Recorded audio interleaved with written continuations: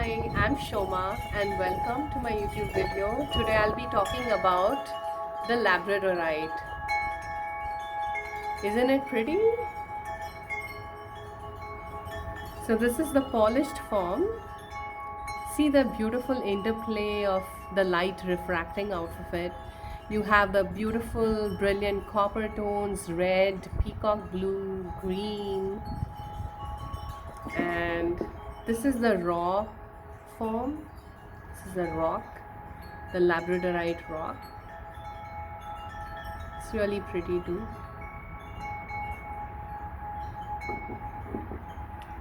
So the Labradorite is found in a place called Labrador in Canada, and it was discovered by the Moravian missionaries. But way before that, the Inuit people who used to live there had legends that the aurora borealis, that is the beautiful play of lights that is found in those parts of the world, like near the poles, that had frozen fire that came down on the earth in the form of the Labradorite. So that's the legend of the ancient people who lived there.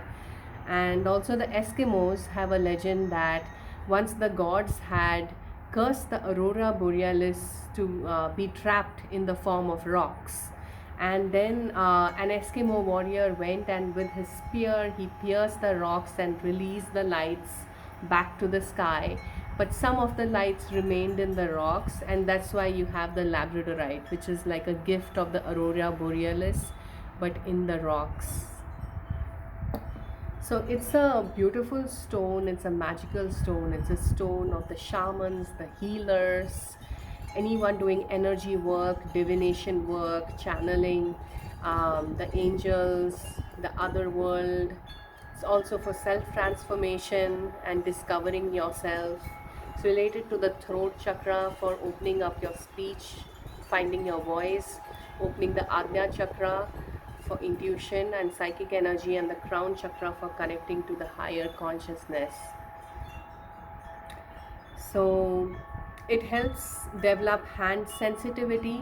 So to me, in the Vedic system, it relates to the Hasta Nakshatra, because that relates to people who heal or work predominantly with their hands to serve others. So the Labradorite helps palmists or surgeons, clock workers, physiotherapists, anyone that works with their hands. And the rarer form is the golden Labradorite, but if it's of a gemstone quality, it's called spectrolite and it's found in Finland. Or if it is in the white color, then it's called rainbow moonstone. So I'm wearing a rainbow moonstone or the white Labradorite ring here. So you can see the slight bluish color in the white in it.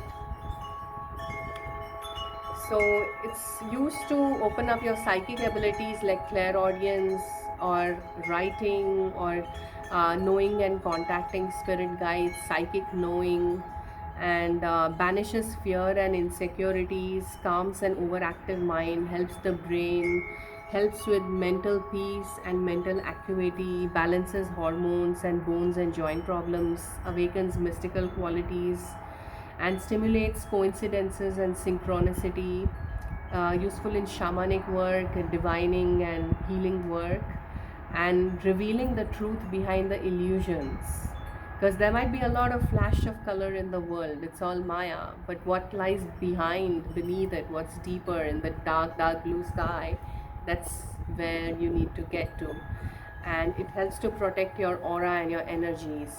So to me, because it's related to the night sky and the aurora borealis, I would think of Lord Varuna, who's a Vedic god, who is the god of the night sky and also the god of the oceans in the Hindu pantheon.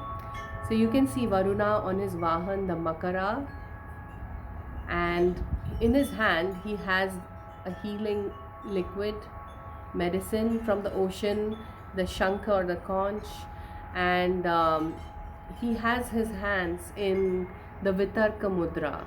So this mudra is the mudra of instruction, of a teacher giving instructions, giving guidance or discussion for learning.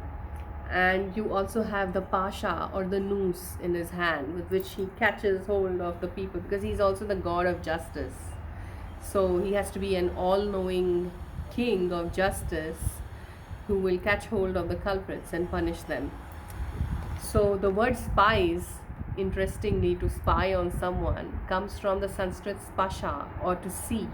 And it is said that Lord Varuna would see through the thousands of stars in the sky, which served as his eyes to keep track of what's going on in the world and who needs to be rewarded and punished. So I would like to end with a mantra dedicated to Lord Varuna.